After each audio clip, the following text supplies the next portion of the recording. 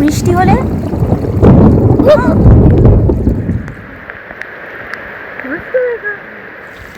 চান করে যা। মাথায় কত বড় একটা মাছ চলে চলে ডাকছে, আবার এসে করে যা। ওই কলা পাতার এপারে পড়ে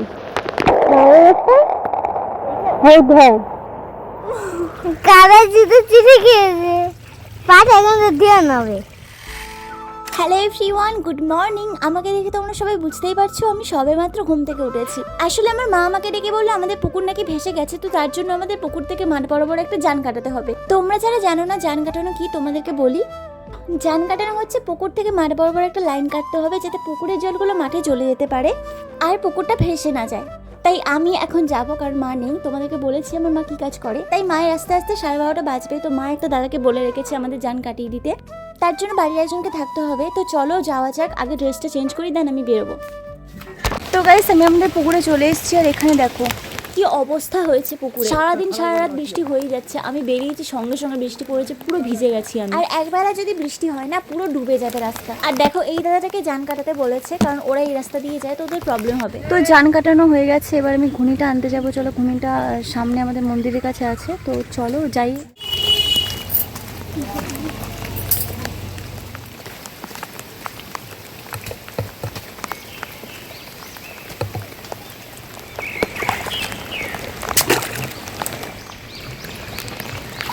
এটা শক্ত বাড়ি লাগবে।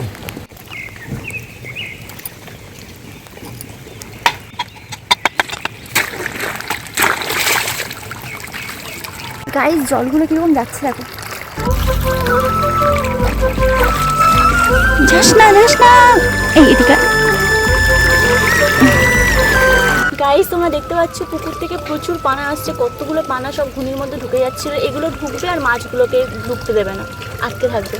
তো আমাকে এই মুহূর্তে এখানে বসে থাকতে হবে, কিচ্ছু করার নেই, কারণ এই পানা ঢুকবে আর সাইড থেকে মাছ চলে যেতেও পারে। তার জন্য আমি এখানে থাকবো দুপুর পর্যন্ত। তারপর মা স্কুল থেকে আসবে, মা স্কুল থেকে আসলে আমি চলে যাব, খাওয়া দাওয়া স্নান করবো, দেন মা এসে এখানে মানে এটাকে দেখবে। তো চলো এগুলোকে সাইডে ফেলে দেবো। এই জুতো ছিঁড়ে গেছে আমার। কারা জিতে চিঠি খেয়েছে পাঠা কিন্তু দিয়ে নেবে।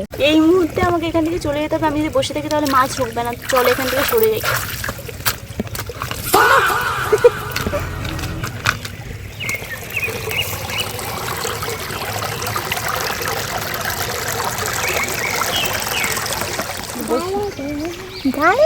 ভাত খাই, একটু বৃষ্টি হলে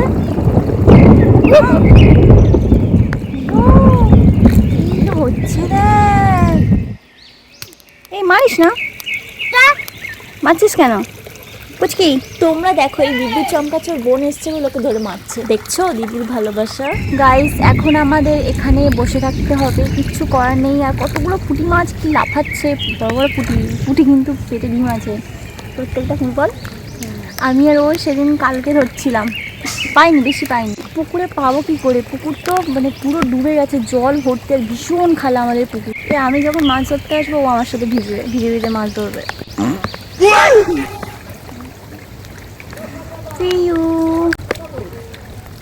বৃষ্টি পড়েছে, আবার বৃষ্টি পড়েছে, ভিজিস না, ঘরে যা, চান করবো। চান করবে তুমি? গাইস প্রচন্ড বৃষ্টি এসছে, তোমরা দেখতে পাচ্ছ।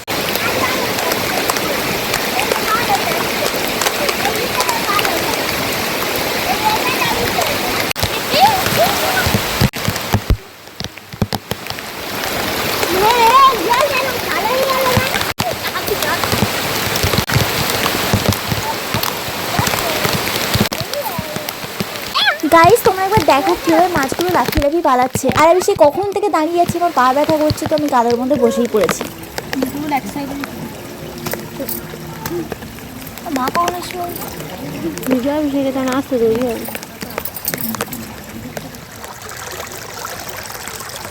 গাইস এখান থেকে যেসব মাছগুলো লাফিয়ে উঠেছে সেগুলো আমি এখানে ধরে রেখেছি, অনেকগুলো হয়ে গেছে।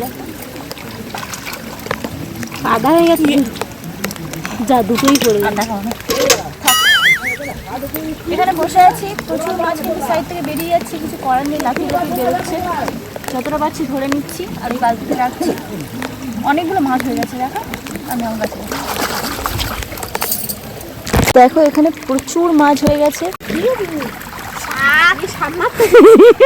তবে গাইস ঘুড়ির মধ্যে যা আছে দেখে মনে হচ্ছে মাছের থেকে বেশি পানা, ঘিস পাতা আর কাদা আছে।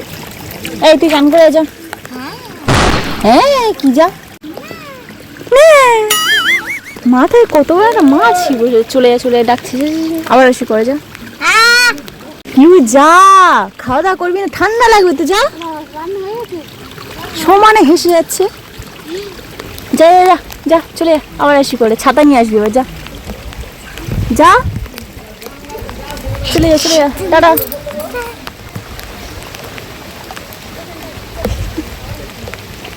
প্রচণ্ড বৃষ্টি পড়ছে, এবার এই ফোনটাকে একটা পলিথিনের মধ্যে ঢুকিয়ে দেবো। তো এই মুহূর্তে আমি কিছু দেখাবো না, এবার পুরো ডিরেক্ট যখন মাছটা আমি ঢালবো তখনই তোমাদেরকে দেখাবো। তো গাইস ঘুনির মধ্যে মাছ প্রচুর ভরে গেছে, তার জন্য আমি এবার এই ঘুনিটাকে তুলে নেব। জানটাকে প্রথমে আমাদের বন্ধ করতে হবে, না হলে সমস্ত মাছ চলে যাবে। তো চলো ওখান থেকে মাছ নিয়ে এই তো ওখানে উঠেছো, ওই কলা পাতার ওপারে ওপারে হ্যাঁ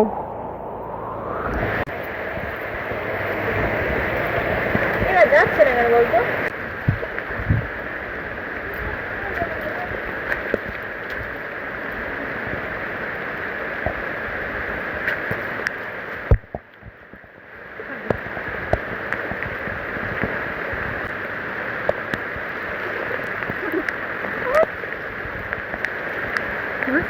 গাইস ভিতরে কত মাছ দেখো। এবার আমরা এটাকে ঝাড়বো, যেহেতু এটা প্রথম ঘুনি বসানো তার জন্য কাদা বেশি ভরে গেছে ভিতরে। এদিকে দেখো কি বড় বড় মৌটি মাছ আর তার সাথে কাদার ডালা। বললাম না প্রচুর কাদা ঢুকেছে, এগুলো ধুতে আমার পুরো ফেটে যাবে। আর দেখো ঘুনিতে কত চুনো মাছ আটকে আছে। এই চুনো মাছ বের করতে গিয়ে আমার হাতের মধ্যে কাঁটা ফুটে গেছে, কি যন্ত্রণা করছে, প্রচুর ব্যথা হয়েছে।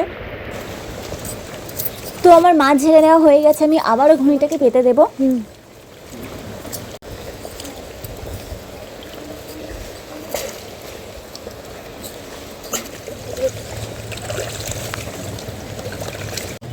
না জলটা ছাড়।